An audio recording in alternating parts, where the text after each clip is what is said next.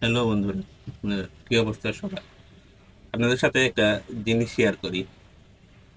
দেখেন, এই যে স্পিড, এই ক্যানটা আগে ছিল হচ্ছে 30 টাকা, আর এখন সেই 30 টাকার বাড়তে বাড়তে হয়ে গেছে 50 টাকা।